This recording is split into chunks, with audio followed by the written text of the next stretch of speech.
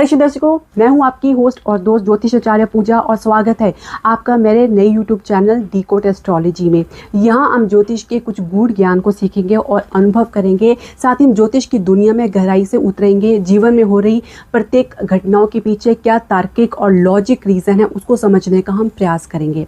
दर्शकों, 7 सितंबर को पूर्ण चंद्र ग्रहण लगने वाला यह जो वर्ष का आखिरी चंद्र ग्रहण होगा और भारत में दृश्यमान होगा, तो इसका प्रभाव निश्चित तौर से देखने को मिलेगा। खासकर अगर भूलोक की दृष्टि से देखें तो ग्रहण का प्रभाव को जो है सर्वप्रथम रखा जाता है।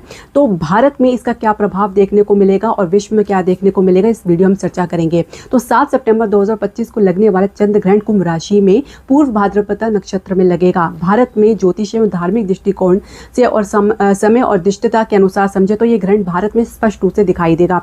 सूतक काल जो रहेगा वो 7 सितंबर 2025 को दोपहर 12:56 या 57 से लगेगा, जो ग्रहण समाप्ति तक रहेगा। साथ ही ग्रहण अवधि को यदि हम समझे तो भारतीय समय अनुसार लगभग रात 9:57 से 58 से लेकर जो शुरू होगा और ये करीब 1:26 या 27 तक 8 सितंबर पे जाके समाप्त होगा। तो इसके पड़ने वाले प्रभाव को हम देश या विदेश के अनुसार समझने का प्रयास करेंगे। सबसे पहले भारत में इसका क्या प्रभाव देखने को मिलेगा इसको हम समझेंगे। सबसे पहले अगर हम जाने तो जो मास है, जो ग्रहण का मास है वो भाद्रपद मास है।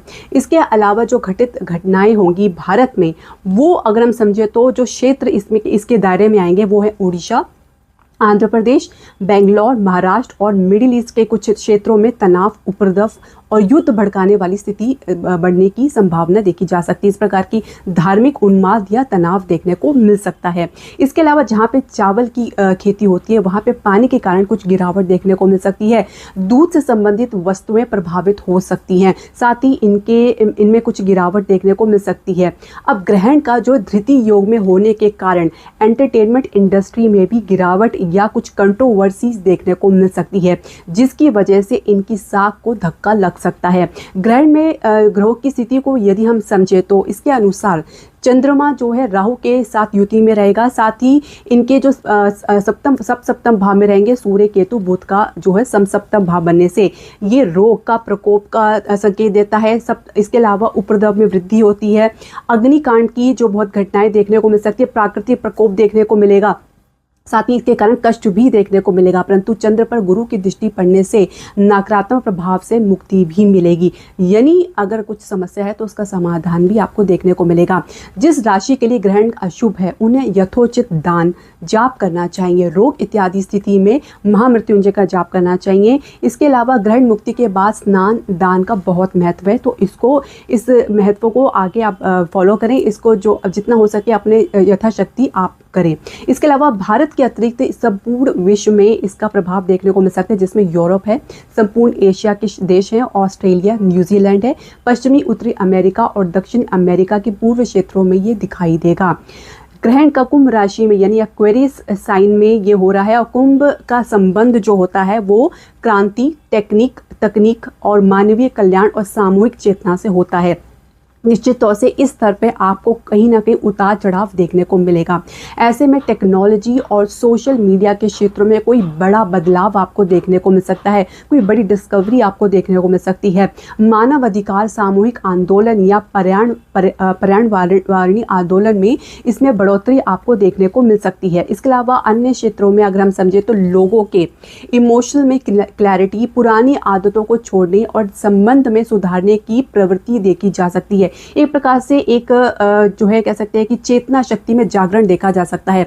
संभावित वैश्विक घटनाएं आपको देखने को मिल सकती है। यानी अतीत में कई बार चंद्र ग्रहण के आधार पर अगर हम समझे तो आसपास समझे तो आर्थिक क्षेत्र में उतार चढ़ाव, राजनीतिक हलचलें, प्राकृतिक घटनाएं जैसी ज्वालामुखी, भूकंप इत्यादि में वृद्धि देखने को मिल सकती है। ये साथ ही सामूहिक चेतना में जागृति भी देखी जाती है।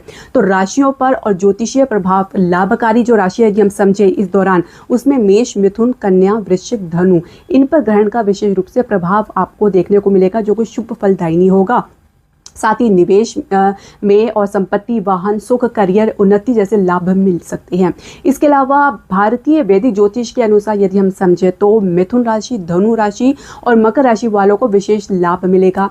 इनके रुके हुए काम बनेंगे, साथ ही आर्थिक स्थिति मजबूत बनेगी। इसके अलावा जिन राशियों को सावधान रहना है उसमें अगर हम समझे तो आप जो बाकी जो बची राशि है, जिसमें सिंह राशि है, तुला राशि है, कुंभ राशि है, इनको काफ़ी सावधानी बरतने की आवश्यकता है, क्योंकि कुंभ राशि में ही चंद्र ग्रहण लग रहा है। और अंत में मित्रों, मैं ये बात बताना चाहूँगी कि जो 7 सितंबर 2025 को चंद्र ग्रहण भारत में धार्मिक, ज्योतिषीय और खगोलीय दृष्टि से बहुत ही महत्वपूर्ण है।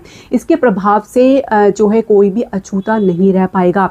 साथ ही कुछ इसके कारण महत्वपूर्ण घटनाएं जैसे धार्मिक या कुछ अन्य भौगोलिक घटनाएं या राजनीतिक घटनाएं भी में भी देखने को मिल सकती है, यानी इन क्षेत्र में उथल पुथल आपको देखने को मिल सकता है। तो धार्मिक दृष्टिकोण से काफ़ी पवित्र समय है, खासकर पितृपक्ष के आरंभ से, जबकि वैज्ञानिक दृष्टिकोण से ये ब्लड मून की दुर्लभ और यादगार खगोलीय घटना है, जो वैज्ञानिकों के लिए खासकर महत्वपूर्ण अवसर प्रदान करती है।